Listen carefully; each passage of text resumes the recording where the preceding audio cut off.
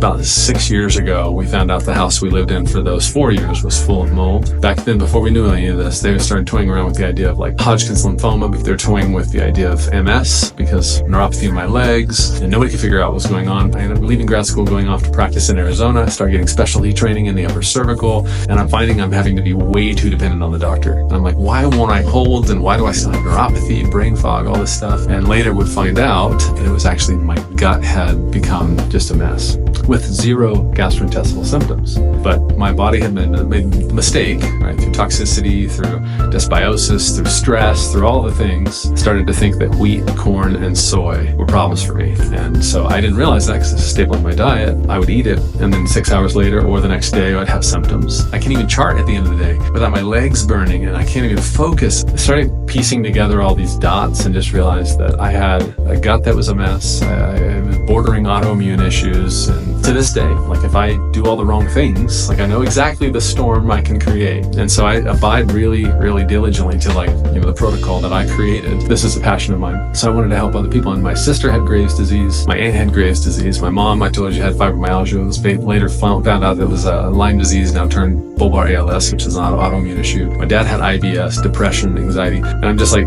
it surrounded me. And I'm like, these people can get help if they can just get their diet, their nutrients, their gut, their health, functional medicine. That's how I got into it.